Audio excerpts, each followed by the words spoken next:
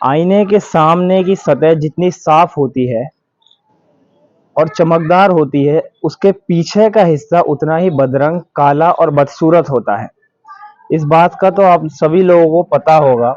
Artificial intelligence startup mindful AI lab की founder और CEO सूचना सेठ की जिंदगी भी उसी आईने की तरह थी, आगे से चमत्कार और पीछे भयावह कलिमा समेटे हुए। सूचना सेठ इस कदर तनाव, घृणा, जलन, सबक सिखाने और बदला लेने की भावना से भरी हुई। क्या एक उच्च दर्जे की पढ़ी लिखी औरत जो समाज को नेतृत्व देने की क्षमता रखती है, बदले की भावना में इतनी अंधी हो सकती है कि अपने ही 4 साल के बच्चे को मौत के घाट उतार सकती है? ये कहानी बहुत ही सनसनीखेज है। आइए इसको पूरी तरह से जानते हैं। मैं मोहम्मद शाद, आप देख रहे हैं शाद टॉक्स। बने रहे वीडियो के लास्ट तक। 39 साल की सूचना सेठ 6 जनवरी को गोवा के सोल बनियान ग्रांडे होटल में अपने 4 साल के बेटे के साथ आई थी। 8 जनवरी को जब उसने होटल से चेकआउट किया तब उसका बेटा उसके साथ नहीं था। होटल का मालिक उससे पूछता है, तुम्हारा बेटा तुम्हारे साथ क्यों नहीं है? वो उससे कहती है, मेरे शौहर आए थे रात, वो उसको ले गए थे। यानी कि वो उसे दिलासा देती है। वो वहां से चकमा देकर निकल आती है और इतने में ही वो होटल के मैनेजर से कहती है, आप मुझे एक कैब का बंदोबस्त करा दें।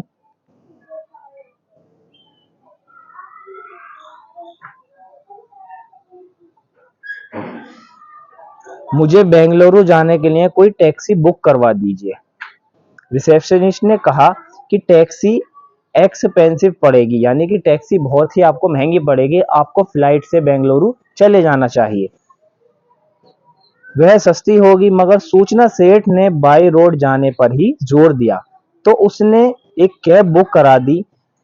सूचना अपना सामान लेकर निकली। उधर हाउस पिकिंग स्टाफ जब उसका छोड़ा गया रूम साफ करने पहुंचा तो उसको वहां खून के धब्बे मिले। स्टाफ ने इसकी सूचना होटल के मालिक को दी और मालिक ने तुरंत पुलिस को इन्फॉर्म किया। पुलिस ने तुरंत उस कैब ड्राइवर को फोन लगाया और कोंकणी भाषा में बात करते हुए उससे कहा कि जिस मैडम को वह ले जा रहा है उसको बताए बिना ही वह कर्नाटक के चित्रदुर्ग पुलिस स्टेशन ले जाए, जहां ड्राइवर ने पुलिस को उस औरत को यानी कि सूचना सेठ को सौंप दिया। पुलिस ने गिरफ्तार कर लिया सूचना सेठ को। सूचना सेठ के सामान की तलाशी लेने पर उसके बच्चे की लाश पुलिस को उसके एक बैग में मिली। आपको इस बात से अंदाजा लग रहा होगा कि एक माँ भी ऐसा काम कैसे कर सकती है।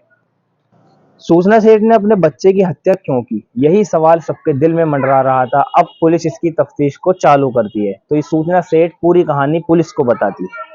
इस सवाल के जवाब में जो कहानी निकल कर आई वह एक ऐसी औरत को सामने लाती है जो एक तरफ बहुत पढ़ी लिखी, मेहनती, सेल्फ मेड, नेतृत्व क्षमता से भरपूर, उद्योग जगत की अति महत्वाकांक्षी और समाज में अपनी हैसियत रखने वाली निर्भीक औरत है, और तो वह दूसरी तरफ वह सामाजिक और पारिवारिक चक्रव्यूह में फंसी, टूटन, तनाव, गुस्से, अपमान, नफरत, झगड़े, कानूनी पचड़े में घिरी औरत, जिसके अंदर अपने पति से बदला लेने का लावा उबाल रहा है, जिसके चलते उसने अपने बेटे को मौत की नींद सुला दी। यानी एक माँ भी ऐसा काम कैसे कर सकती है? ये वही माँ है जो अपने बच्चे को 9 महीने तक अपने पेट के अंदर रखकर उसे 4 साल तक बड़ा किया। उसके बाद में उसने अपने बच्चे को यहाँ तक अंजाम तक पहुंचाया। हत्या की वजह जानने से पहले सूचना सेठ की शैक्षिक योग्यताओं पर एक नजर डालते हैं। सूचना सेठ एक एथिक एक्सपर्ट, नैतिकता विशेषज्ञ हैं और डेटा वैज्ञानिक हैं, जिसके पास डेटा विज्ञान टीमों को सलाह देने और स्टार्टअप उद्योग अनुसंधान प्रयोगशालाओं में मशीन लर्निंग समाधानों को स्केल करने का 12 सालों का अनुभव है। ये बहुत ही अच्छा जो है वहां पर काम करती हैं। आप लोग इस बात से अंदाजा लगा सकते हैं कि कितनी पढ़ी लिखी महिला होगी जिसने इस कदम को उठाया।